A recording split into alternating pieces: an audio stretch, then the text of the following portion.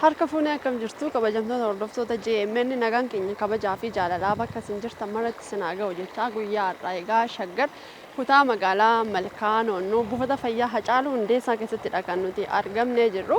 Egaa buufanni fayyaa Hacaaluu Hundeessaa akkuma isin argaa jirtanii bakka bashannanaa dachee magariisaanidha kan inni uwwifamee jiru. Egaa magaalaan shaggar hundeeffamni isaa waggaa lama kan hin caalle akkasuma immoo buufanni fayyaa Hacaaluu ammoo turtii waggaa muraasa keessatti hojiiwwan gurguddaadha kan inni hojjetee jiru. Paakeejiiwwan as tajaajiloonni kennamanii paakeejiiwwan 9 ol kan of keessatti qabatamanii jiranii fi achi keessas immoo tajaajiloota adda addaa gara 1,000 wayiidha kan inni of keessatti qabatee jiru. Keessa seennee immoo wantoota tokko tokko isin daawwachiisaadha kan inni isin waliin turu. Aga xumura sagantaa keenyaatti nu waliin turaa kan isin hin jedhu ani Lubee Girmaati. Gama gummaa kaameraan ammoo Daawwit Tashoomee nu faana turaa. Turtii gaarii nu waliin qabaadhaa. Eessayyuu hin deemina.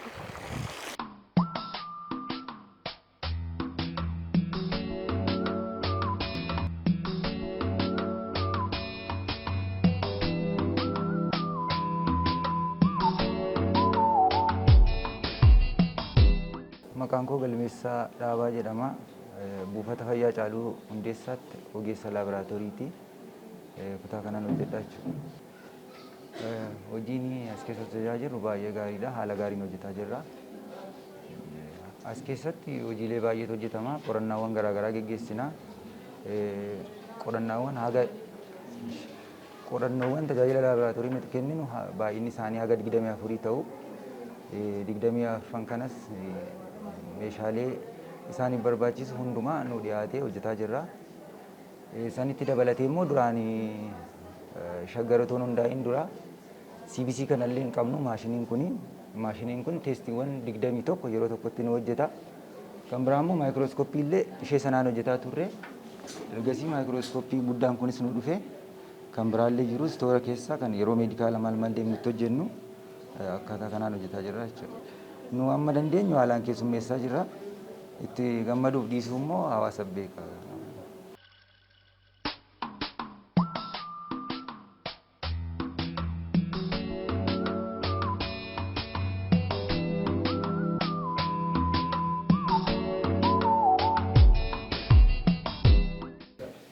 Kuni rifrijireetariidha. Reejantoota akka tempireechara isaanii eeggatanii turaniif as keessa kaawwanna. Kana malees saampilii asii fuunee gara paastarfaa geessinu as keessa kaawwanneeti kan nuti geessinu. Rifrijireetariin kun asitti bishaan kuufatee jira. Faayidaan bishaan kanaa immoo osoo ibsaan illee badee guyyoota 4 tempireechara isaa eegee akka turuuf gargaara jechuudha. Kun isa kana. Kun immoo paaworii to'ata akka isteebilaayizariiti. Paaworiin filaakchuweet yoo godhe inni kun to'ata kun akka miidhamne godha jechuudha.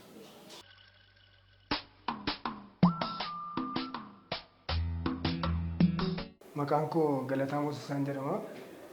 Gaheen hojii koo daayirektara buufata fayyaa Hacaaluu Hundeessaati. Tajaajila altiraasaawundii buufanni fayyaa Hacaaluu Hundeessaa erga jalqabee waggaa tokko buleera.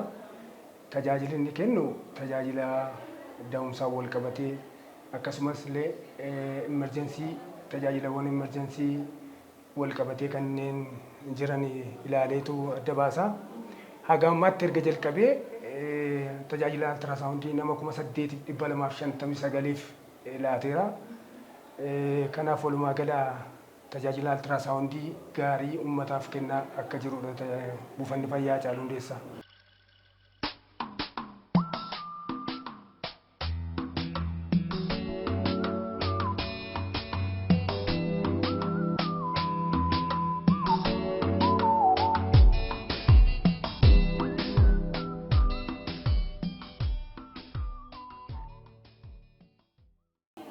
Maqaan koo Gaaddisee Asaffaan jedhama.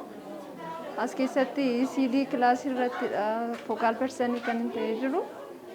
Innis ECD jechuun Early Childhood Developmental kan jedhu irrattidha. Isas ijoollee waggaa 5 gadii guddinaa fi dagaagina sammuu isaanii adda baasuufidha. Adda baasiidha jechuudha. Kilaasiin kun play section jedhama. Play sectionii kana keessatti ijoolleen fakkeenyaaf laangeejii isaanii, kooginiitii isaanii, sooshaalizii isaanii fiizikaalii isaanii adda baasuudhaaf as keessatti kan itti taphatanii isa adda baasneetu gara yaalumsaatti geggeessinaa jechuudha. Wanneen sana erga ijoolleen sun umurii isheetiin jiraachaa jirti, umurii isheedhaan haasaa jirti, umurii isheedhaan deemaa jirti, umurii ishee wal faana sochii godhamuu qabu gochaa jirti kan jedhu sana ergi adda baasneefi booda achi kilaasii yaalumsaatti geggeessinaa jechuudha. Yoo as keessatti ijoolleen rakkoo kana qabatan jiraatanii maqaa isaanii adda baasneetu gara kutaa yaalumsaatti erginaa jechuudha. Amma sanattis as keessa turaniiti haala ittiin taphatan kana akkasitti qopheessineerra lookaaliidhaanis ta'e mooderniitiidhaanis ta'e qopheessineerraa fi manallee galanii maatiin akka sirraa baranii manattillee qopheessaniifidha kan nuti barsiisaa jirru. Isarratti kimiiseejiin dabarsinaa fi mana galanillee akka irra kanatti mooderniitii binnaa'ee jedhan akka hin tacannannetti wanneen qaqallaalii kan ta'an waan akkasillee qopheessinee fi akka ijoollee isaaniif yeroo kennanii akka isaan walii wajjin taphatanii as keessatti barsiisnee kimiiseejota jiranii dabarsinee fi geggeessinaa jechuudha. Amma fakkeenyaaf ijoollee ji'a afurii yoo taate jiraatte seequudhaanii ija isaaniidhaan sirrii argaa jirteetti waan ittiin adda baastu as keessa jijjiiru jechuudha. Isaan sana kaasteetu ija isaaniirraa akkasittiin deemsisteetu ilaalsistaatudha waan nama eeqaanii adda baasta jechuudha.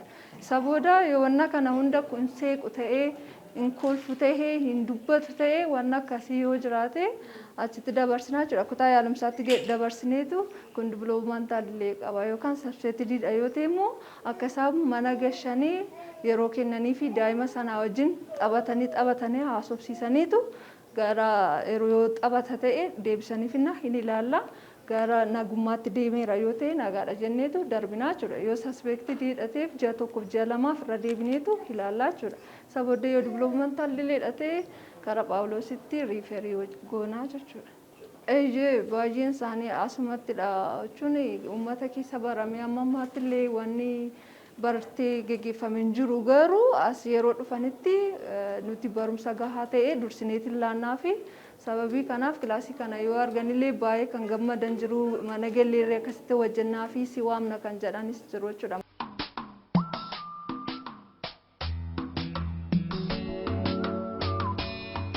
Mana gallee wajjannee dhuga baatisaa fi dhuftee ilaalteellee akka nuti hojjenneef ilaaltee fi ijoollee keenya akka taphachiisaa jirru dhuftee hubachuu dandeessa kan jedhanis jiru. Biiroo Oromiyaan leenjii nuuf kenneetudha. Biiroon Oromiyaa nuuf kenne akka shaggaritti immoo deemnee kan leenjineetudha kana waan kana hojjechaa jirru jechuudha.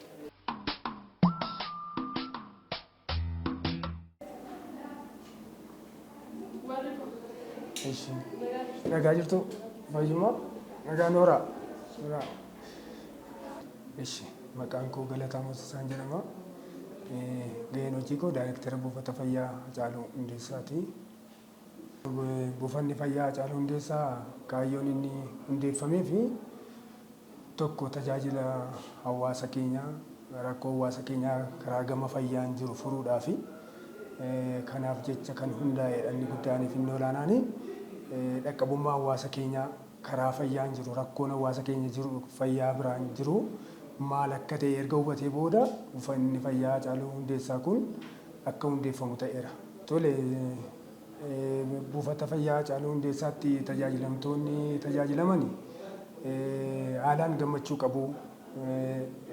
Sababni isaas tokko maqaan nuti hundeeffama buufata fayyaa Hacaaluu Hundeessaa maqaa goota keenya Hacaaluu Hundeessaan kan hundeeffamedha. Kanaaf baay'een hawaasa keenyaa irratti tajaajilamuuf fedhii qabu. Baay'inaan dhufaniitti tajaajilamuu fi hawwa guddaa qabu. Irratti dabalatee tajaajilli nuti laannus gahaa waan ta'eef kanaaf hawaasa keenya haala gaarii miira gammachuu qabuun itti tajaajilamanii ba'u. Tole karaa gama mootummaatiin akkuma beekamu maqaan buufata fayyaa kanaa maqaa goota keenyaa Hacaaluu Hundeessaatiin hundaa'ee mogga'e jenneerra. Sababni maqaa kanaa moggaasa maqaa kanaallee kaayyoo mataasaa qaba. Haa ta'uti garuu karaa gama mootummaa buufata fayyaa kana bira dhaabbachuun deeggaruun kan barbaachisuu fi tokko hawaasni naannoo kanatti tajaajilamu hawaasa baay'eedha. Uummata baay'ee waan ta'aniif hawaasni naannoo kanatti dhufanii tajaajilaman hawaasa heddumina qabanidha. Kanaafiyyuu karaa gama dhiyeessiis ta'ee karaa gama meeshaalee deeggarsaa tokko tokkoon qorichoowwan barbaachisoo ta'an tokko tokkoon mootummaan karaa gama kanaa yoo nu bira dhaabbate nullee tajaajila ga'aa hawaasa keenyaaf laanne innee yaadna. Kanaaf karaa gama mootummaa tajaajila akka nurraa hin cinne deeggarsa akka nurraa hin cinne dhaamsa keenya dabarfanna jechuudha. Tole badhaasii kan nuuf kennamee fi tokko nuti tajaajila inshuraansii fayyaa hawaasa karaa mootummaa tajaajila inisheetivii haaraa ta'e karaa inshuraansii fayyaa hawaasi keenya akkatti tajaajilamu hawaasi harka qalleeyyii ta'ee sooressas ta'u kamiin ta'u karaa inshuraansii fayyaa tajaajila ga'aa akka argatuu fi inshuraansii kana hojiirra oolcheera mootummaan nus kana xiyyeeffannootti laannee inshuraansii kana hojiirra oolchuudhaaf dhamaatii guddaatti dhamaanee hojiirra oolchinee badhaasa kana arganneerra jechuudha. Haa ta'u ergaa koo kan inni dabarfadhu akka buufata fayyaa Hacaaluu Hundeessaatti yeroo ammaa kana inisheetiiviiwwan haaraa karaa gama fayyaatiin mootummaan diriirsee jiru hojiirra oolchuudhaaf nus dhamaatii guddaa irra jirra. Fakkeenyaaf buufanni fayyaa Hacaaluu Hundeessaa tajaajila inni kennu tajaajilawwan kanneen akka CBC guutuu kennaa jira, altiraasaawundii kennaa jira. Kanneen akka ECD illee daa'imman bakkatti boqotan bakkatti taphatan kanneen kana banee hojiirra oolchaa jira. Itti dabalataan illee faamilii heelzii tiim kan jedhamu inisheetiivii haaraa karaa gama fayyaatiin yeroo ammaa inisheetiivii haaraa ta'een nutti kennamee kan jiru hojiirra oolchuudhaaf haala gaariin itti bobbaanee haala gaariin hojiirra jirra. Karaa kanaaf hawaasi keenya illee dammaqina qabaatee akka itti fayyadamu hojii nu hojjechaa jirru kana tajaajila nu kennaa jirru kanatti haala gaariin akka itti fayyadamu dhaamsa koo dabarsuuf barbaada.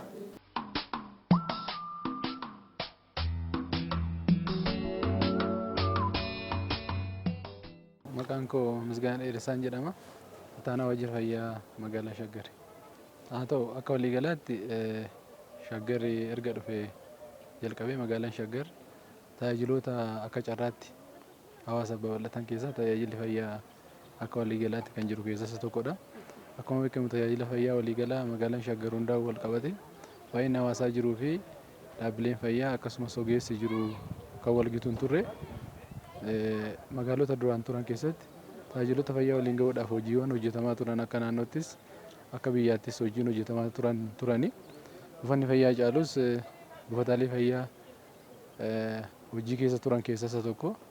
Haa ta'uutii garuu akka waliigalaatti dhufaatii Shaggar wajjin wal qabatee tajaajila fayyaa gara hawaasaa gahuu qaban erga adda ba'aniin booda tajaajiloonni garaagaraa itti dabalataan kennamaa jiru. Haa ta'uutii garuu akka magaalaa Shaggaritti tajaajiloota waliigala kennamuu qaban keessaa tajaajiloota gurguddoo fayyaa wal qabatanii kennaman qorannoodhaan erga adda ba'ee booda hanqinaaf ciminoonni kamtu jiru kam irratti hojjetamuu qabaa fi duraa duuba hojicha erga adda ba'ee dursi kan kennamuu fi qabu irratti buufataalee hojjetamaa jiran keessaa tokkodha jechaadha.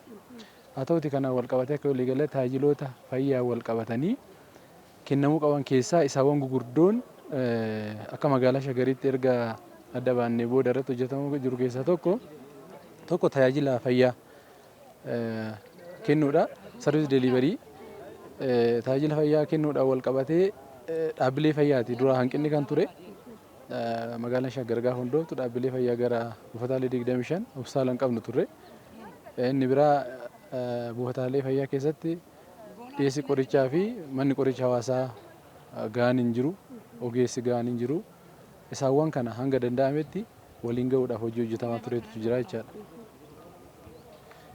Dabalataanis immoo tajaajila kennuu keessatti tajaajilli karaa garaagaraatiin kennama. Sarviis deeliverii gaafa hawaasaa kennamu keessatti dhaabbilee fayyaa qabnu keessatti tajaajiloonni dura turan jiru. Dabalataan erga Shaggar dhufe tajaajiloonni itti dabalaman jiru keessattuu tajaajiloota hawaasni baay'inaan itti fayyadamu fi buufataalee fayyaa keessatti hin jirre dhufaatii Shaggar keessaa akka carraatti qabatamanii akka gara hojiitti galaman ta'e keessaa tokko tajaajiloota akka keemistirii maashinii, altiraasaawundii, CBC maashinii dura haadholiin baay'een isaanii buufataalee fayyaa tokko keessaa giddugaleessaan haadholiin 50 hanga 100 ta'an gara dhuunfaatti deemuudhaan altiraasaawundii hojjechiisaa deemaa turanii. Keemistirii maashinii fi CBC barbaacha dhaabbilee fayyaa dhuunfaarra deemaa turanii. carraa magaalaan Shaggar dhufeen wal qabatee inisheetivii fayyaa akka naannoottis akka magaalaa keenyatti jirutti fayyadamuudhaan tajaajilli kun buufataalee fayyaa keessatti akka ta'eera jechaadha. Inni dabalataan tajaajila fayyaa yookaan immoo sarviis deeliiverii jennu kana waliin gahuu keessatti akka carraatti fayyadamee hojjetame keessaa inni tokko ogeessonni duraan dhaabbilee fayyaa keessa hin turre keessattuu hakimoonni hin turre bakka baay'eetti hakimoonni galaniiru. Dabalataan raadiyooloojistoonni hin turre laaboraatooriin gahaan hin turre narsoonni deessistootaa fi kaawwanis hin turre jechuudha. Tajaajila fayyaa kennuu keessatti immoo gahee guddaa kan taphatu inni guddaan ogeessa yookiin immoo humna hojjetu kanadha. Kanaan wal qabatee akka magaalaa Shaggaritti jalqaba isaarraa carraa guddaa magaalaan Shaggar dhaabbilee fayyaatiif fide keessaa tokko sisteema kanatti fayyadamuudhaan naannoo wajjinis ta'ame caasaa duraan jiru caasaa xiqqaa jiru guddisuun danda'ameera jechuudha. Kana qofa otoo hin taane duraan dhaabbileen fayyaa magaalaa Shaggar keessa jiran akka hospitaalaatti hojjetu baay'een isaanii hospitaala jalqaba piraayimarii hospitaal jedhamu sadarkaa sanatti hojjetu jechaadha. Giddu galeessaan kan isaan hojjetaa jiran bara darbee yoo fudhanne gara nama miliyoona 2.9 tajaajila deddeebi'anii yaaluu akka magaalaa Shaggaritti argataniiru jechaadha. Gaafa buufataalee fayyaa keenya qabnuuf hirru gara nama 100 oltutti yaalamaa jechuudha. Kan ammoo caasaa duraan jiru naannoo nama 60 walii gahuu hin dandeenye ijaa ta'eef carraa kanatti fayyadamamee caasaan sun akka sirratu ta'ee kenni tajaajila fayyaa gara fooyya'uutti akka deemu ta'eera jechuudha. Kana keessatti inni biraa dhufaatii magaalaa Shaggarii wal qabatee tajaajila gaarii hawaasaaf akka ta'u godhame keessa health work force jennu kana jechaadha yookiin immoo ogeessota tajaajila kennan qulqullinaanis baay'inaanis dhaabbilee fayyaa keessatti akka dabalan ta'eera jechuudha. Bara darbee fudhanne iddoo baay'eetti qaamonni bulan yookiin ogeessonni bulan narsoota deessistoota bakka baay'eetti fudhanne baay'ina yoo baay'ate nama 2 bula amma yoo xinnaate nama 4 kan jiran iyyuu 2 turanii amma yoo xinnaate nama 4 amma nama 9 giddu galeessaan jiru isaan kun akka dabalan godhameera jechaadha. Kan biraa hawaasni gara Finfinnee yookiin immoo magaalota biraa tajaajilaaf otoo buufata fayyaa keessatti kennuu dandeenyu kan tajaajiloonni deeman erga adda ba'anii booda tajaajiloonni dabalataa keessattuu amma tajaajila baqaqsanii deessuu. Tajaajila baqaqsanii deessuutiin wal qabatee akka magaalaa Shaggaritti jalqaba magaalaan Shaggar gaafa hundooftu naannoo namni 1,000 waggaatti tajaajila kanan argatu. Amma garuu bara darbe qofa yoo fudhanne 2016 gara nama 2,700 tajaajila baqaqsanii deessuu qofa argataniiru jechaadha. Ogeessonni meeshaaleen kanaan wal qabatan galanii. Afur yeroo kan ture yoo ta'u dura otoo magaalaa Shaggar hundaa'in amma gara 6tti ol guddatee tajaajilli kun bakka baay'eetti kaan immoo dabalataan kan hojjetamaa jiru ta'uu isaati jechuudha. Ogeessonni naannoo kanaan wal qabatanii hojjetanis ogeessonni baqaqsanii deessisuu hakimoonni fi narsoonni deessistoota dabalataan akka gara magaalaa kanaatti dhufanii carraa kanaan tajaajila hawaasaaf kennan ta'eera jechuudha. Inni biraa dabalataan hojjetamaa ture faayinaansii fayyaa cimsuudha. Faayinaansii fayyaa tajaajila fayyaa qulqullina qabuu fi karaa dhiyeessiin hunda galeessa ta'e kennuudhaaf faayinaansii fayyaa murteessaadha jechaadha. Faayinaansii fayyaa guddisuudhaaf karaa garaagaraa siisteema baay'eedhaan deemameera. Inni tokko faayinaansii fayyaa kanuma jiru galii keessoo yookiin health care faayinaansingii akkamitti cimuu qaba. Tajaajilli kun garamitti deemuu qaba kan jedhu erga qoratameen booda faayinaansiin fayyaa galiin keessoo dhaabbilee fayyaa haalaan akka cimu taasifamee jira. Buufataaleen fayyaa baay'ee galii keessaa akka cimsan. Lammata immoo inshuraansii fayyaatiin wal qabatee galiin fayyaa hawaasni rakkoo fayyaa furuudhaaf namni tokko faayinaansii malee iddoo barbaadametti yeroo barbaadametti yaalamu jechuudha. Mataa isaatiin jechuudha. Tajaajila fayyaa qulqullina qabu kenna gaafa fayyattu namni tajaajila fayyaa barbaadu tokko yeroo barbaadetti bakka barbaadetti rakkoo faayinaansiin ala yoo yaalame tajaajilli fayyaa jira jechuu dandeenya qulqullina qabu jaatee fi hawaasni baay'een inshuraansii fayyaa akka galu ta'eera jechaadha. Sana keessatti bara darbee fudhanne gara abbawarraa 142 tajaajila inshuraansii fayyaa akka argatu ta'eera. Bara kanas sadarkaa sanatti hojjetamaa jira. Isa qofa miti bara darbee qofa yoo fudhanne tajaajila inshuraansii fayyaa qofaan akka magaalaa Shaggaritti gara nama 396 yaalameera jechuudha. Namni 396 tajaajila inshuraansii fayyaa kanaan yaalamuun furmaata guddaadha jechuudha. Namni qarshii dhabuun qofa akka mana isaatti hin rakkanne hawaasa guddaatu yaalamee jechaadha. Kana qofa miti akka magaalaa Shaggaritti carraa kan ta'e tajaajila fayyaa sadarkaa sadaffaa yookaan teesharii leevelii carraa yaalamuu bal'aatu jira. Magaalaa hospitaalonni gurguddoo naannoo Finfinneetti jiran ijaa ta'eef namoonni baay'een inshuraansii fayyaa miseensa ta'an riifaraaliidhaan gara hospitaalota deemanii yaalamaa jiru jechaadha. Bara darbe qofa fudhanne gara namoonni 90,000 naannoo kanatti deemanii yaalamaniiru. Hospitaalotaaf qofa kan federaalaa dabalatee gara miliyoona 73 tajaajila kanaaf baasiin ta'ee kanfalameera jechuudha. Kun jechuun hiikoo guddaa qaba. Hiikoo guddaa qaba. Maaliif tajaajila sadarkaa sadaffaa jechuun yaaliiwwan yeroo dheeraa gaafatan akka salphaatti hin fayyinee fi akka salphaattis immoo hin arganne magaalaan Shaggar akka ta'u kan argate keessaa inni tokko faayinaansii fayyaa cimsuudhaan jechaadha. Faayinaansii fayyaa kan ittiin cimsuun keessaa tokko riisorsi mobilaayiz gochuudhaan yookiin immoo sosochii tola ooltummaa fi karaa garaagaraa qaamolee garaagaraa irraa mobilaayiz gochuudhaan tajaajilli fayyaa kun akka cimu gochuudha jechaadha. Karaan ilsikee faayinaansii qabeenyonni mobilaayiz goonu kun yookiin immoo sochoofnee gara dhaabbilee fayyaatti ifnu qaamolee dhuunfaarraa abbootii qabeenyaarraa biyya alaa fi biyya keessarraa hamma sadarkaa ambulaansota biyya alaatii fiduurraa bara darbee fudhanne gara ambulaansota 4 gara biyya Kooriyaarraa ammas kan adeemsarra jiru akkuma jirutti ta'ee waliigalaan riisorsii mobilaayiz goonu kun bakka garaagaraarraa jechaadha tajaajila fayyaa kana fooyyessuudhaaf. Kanaaf tajaajila kennuudhaan biratti humni hojjetu akkuma jirutti ta'ee tajaajilli kennamu akkuma jirutti ta'ee faayinaansiin fayyaa immoo gahee mataa isaatii kan qabu ta'uu isaati jechaadha tajaajila fayyaa kennuu keessatti. Akka waliigalaatti dhaabbileen fayyaa keenya kan amma hojjetamaa jiru waliigala kan hojjetaa jiru akka Shaggaritti. Buufata fayyaa Haacaaluu keessattis waanuma wal fakkaatutu hojjetamaa jira. Haa ta'uti garuu akka waliigalaatti wantoota hamma kaase keessaa tajaajila fayyaa qulqullina qabu haqa qabeessa kennuudhaa fi tajaajila salvis deeliveriin kan kennamu ta'ee humni namaa akka barbaachisu ta'ee faayinaansiin fayyaa kan barbaachisu dabalataan immoo hojiiwwan achi keessatti dhiyeessi. Inni guddaan tajaajila fayyaa fooyyessuu keessatti dhiyeessiin gahee guddaa qaba. Dhiyeessiin immoo waan nama kaasee irratti dabalatee fakkeenyaaf bara darbee akka magaalaa Shaggaritti yoo fudhanne galii keessoo dabalataan akkuma jirutti ta'ee faayinaansii fayyaa cimsuu sana keessatti dhiyeessiin akka barbaadamutti argatee tajaajilli barbaadamu akka argamuuf yeroo kaan yoo fudhanne buufataalee fayyaa tokkoof kan kennamu gara qarshii 380ti tajaajila qorichaatiif jechaadha. Inni immoo amma akka magaalaa Shaggaritti fudhanne dipaartimentii tokkoof hunga'uu jechaadha. Garuu akka waliigalaatti magaalaan Shaggar koreen jiru kabajamoo kantiibaa dabalatee baay'ee xiyyeeffannootti kennuudhaan miliyoona 1.2 hamma miliyoona 2.8tti 380 kan ture sana tajaajilli kun akka bal'inaan jiraatu godhameera jechuudha. Kana jechuun hamma yoo amma barbaachisu gahaa ta'uu baate garuu magaalaan Shaggar hundeeffama ishii waggaa 2 keessatti amma barbaachisu ol deemte jechaadha. Kiraateeraa WHO keessatti parsantaa 15 baay'ata jiru keessaa fayyaaf oolaadha. Magaalaan Shaggar waggaa 2 otoo hin guutiin naannoo parsantaa 11 gaheera jechaadha. Magaalli kan oolu. Kun kan namatti agarsiisu koreen akka waliigalaatti jiru baay'ee xiyyeeffannoo akka kenne namatti agarsiisa jechuudha. Kanaan wal dabalee hooggansa waliinii kennuudhaan rakkoo fayyaa keessattuu rakkoowwan fayyaa wal qabatan maalidha gugurdoon kan jedhu erga dabayoota keessattuu dhiyeessii kanaan wal qabate qorichoonni akka dhiyaatan. Qorichoonni dhiyaachuu jechuun karaa lamaan akka magaalaa Shaggaritti rakkoo qorichaa kan furre. Amma naannoo parsantii 92 namni buufata fayyaa yookiin saala tokko qabnu keessatti yaalame parsantaan 92 qorichaan argata. Qorichi kun immoo akka biyyaattis akka addunyaattis rakkoo qaba. Garuu nuti karaawwan gurguddoo sadii fayyadamne tokko mobilaayiz gochuudhaan qorichoota ala jiran qaamolee garaagaraa irraa lammata immoo sochoosnee gara na fiduudhaan lammata caalbaasii ifa ta'e akka biyyaatti baafna.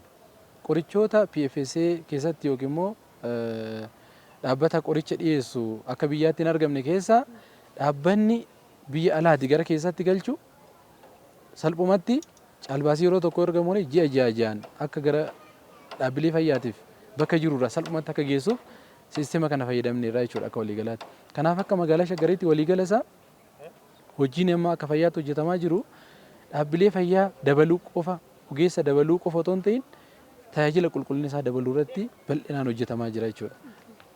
Buufata fayyaa Haacaaluu yoo fudhanne isaan keessaa tokko yoo ta'e tajaajila sana kan dabalaa jiru jechaadha. Kan biraa qulqullina irratti hojjetamaa jira jechaadha. Qulqullina keessattuu inisheetiifiiwwan fayyaa akka waliigalaatti akka naannootti kennaman akkuma jirutti ta'ee akka biyyaatti inisheetiivii fayyaa akkuma jirutti ta'ee akka wal haala qabatamaa magaalaa Shaggariin inisheetiivii mataa keenyaan jalqabnee dabalataan haala qabatamaa magaalaa Shaggariin kan naannoo waliin taanee hojjenne naannoon inisheetiiwwan garaagaraa kireet godhee yeroo garaagaraa rakkoo fayyaa baay'ee furaa tureen beekama. Magaalaan Shaggaris isa duraa ture. Hundeeffamaa wal qabatee nuti sitti dabalataan inisheetiifoota garaagaraatu hojjetamaa jira. Keessaayyuu inisheetiifoota gurguddoo akka magaalaa Shaggariitti hojjetamaa turan keessaa inni jalqabaa mooraa dhaabbata fayyaa mooraa qulqulluu fakkeessu. Amma mooraa kana fudhattan mooraa buufata fayyaa Haacaaluu fudhattan dura kana fakkaatu ture jechaadha. Buufata fayyaa biraas yoo dhaqxanii argitu jechaadha. Dura hawaasni gara yoo dhufu qulqulluu buufata fayyaa qulqulluu ta'e kan nama hawwatuu fi kan ofiisaatiif fayyaadhaaf sadarkaa tokko nama gargaaru ta'uu qaba. Tokko inisheetiifiin irratti hojjenne kana jechaadha. Lammata immoo inisheetiifiin akka nuti hojjenne dhiyeessiidhaan wal qabatee dhaabbata fayyaa keessatti qorichi kan mootummaa keessatti argamu baate akkamitti salphaatti buufata fayyaa keessatti gadi galuu qaba kan jedhuuni caalbaasiin akka biyyaatti baafnu suni dhaabbanni biyya laatii galchuu salphumatti buufataalee fayyaa keenyaaf akka kennu.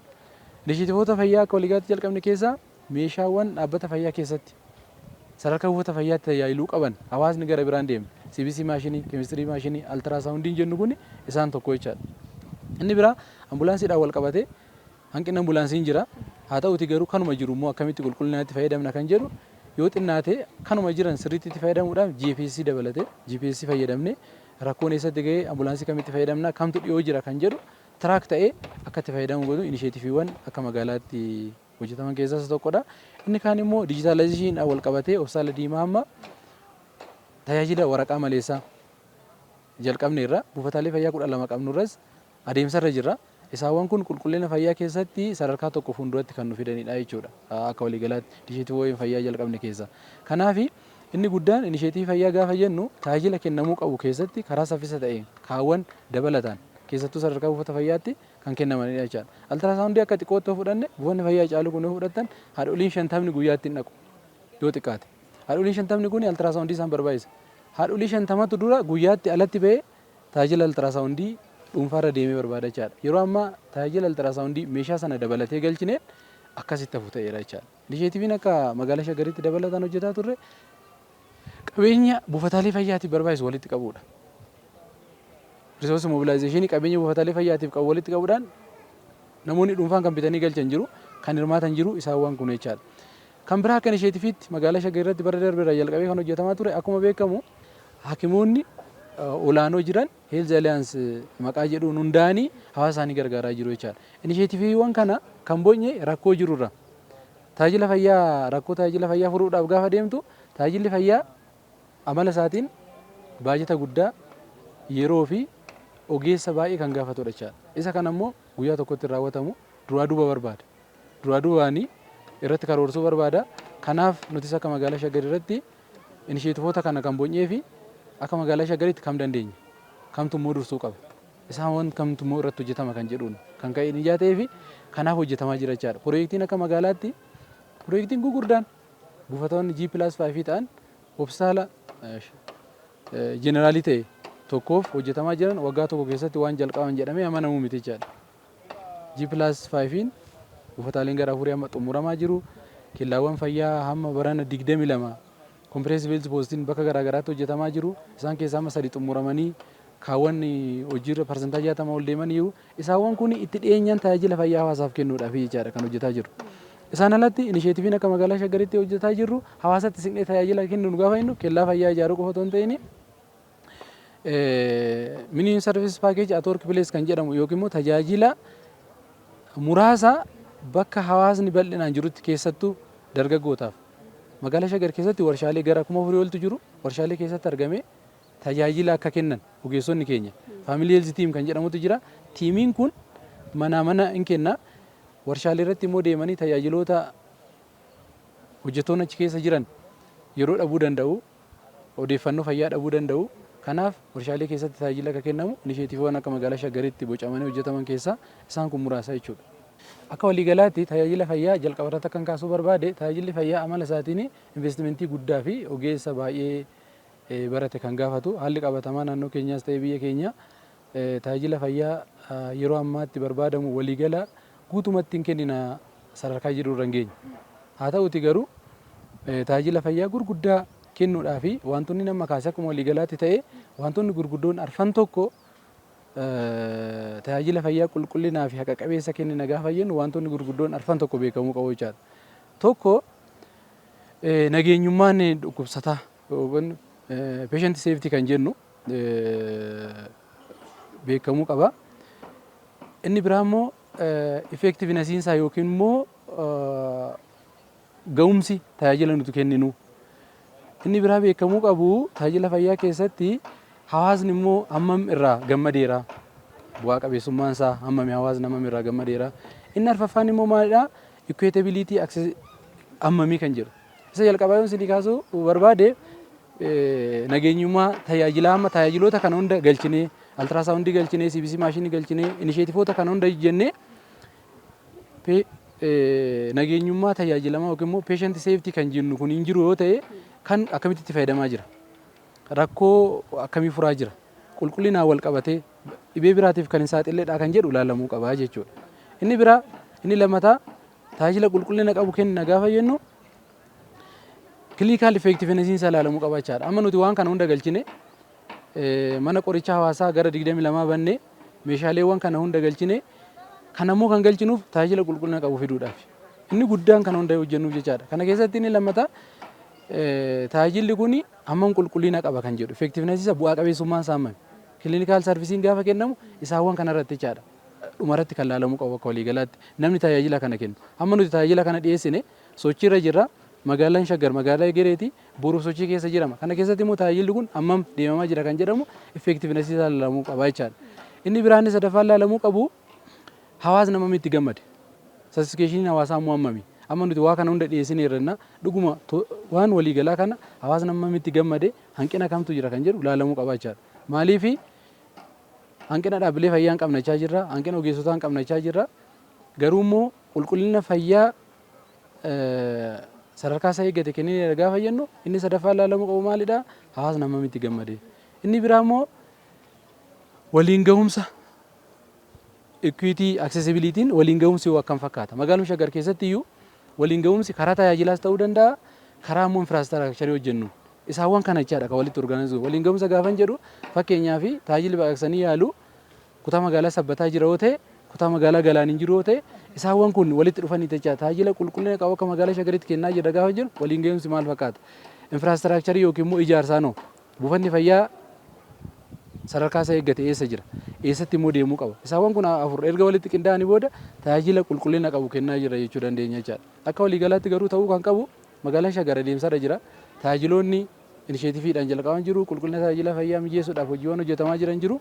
Haa ta'uutii garuu hirmaannaa hawaasaa dabalatee ogeessi qabnu kanuma qabnu kana sadarkaa isaa karaa eeggateen tajaajiloonni fayyaa akka addunyaatti yeroo yeroodhaan jijjiiramu. Tajaajilli fayyaa yeroo yeroodhaan guddata.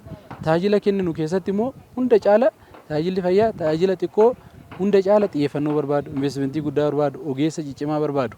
Kan harkaa qabnu garuu wantoonni hamma galan kun rakkoo hawaasaa baay'een isaanii furaniiru. Jalqaba irratti akkan kiyaase bara darbe inshuraansii fayyaa qofaaf gara qarshii miliyoona 131 baasii taanee kan falleera akka waliigalaatti. Hospitaalota qofaaf gara miliyoona 73. Kana jechuun hawaasni 140 kuma 142 ol tajaajila inshuraansii fayyaa abbawarraan argateera jechaadha. Gara nama kuma hawaasaan immoo gara nama 996 yaalame jechuun waan xiqqoo miti jechaadha. Namni kun waggaa guutuu rakkoo faayinaansii otoo yaaddeen dhaabbata fayyaatti yaalama jechuun xinnoo miti jechuudha. Bara 2014 yoo fudhanne akka magaalaa Shaggaritti nama gara 48ti miseensa inshuraansii fayyaa. Amma immoo gara abbawarraadhaan gama 142ti. Kun jechuun tajaajila kun haalaan itti deemamuu qabuufu kana jechuun immoo akka waliigalaatti wantoota arfan kaase amma guunnutti tajaajilli fayyaa fixataadha waan nama jechisiisu ta'eef ka'umsi jira.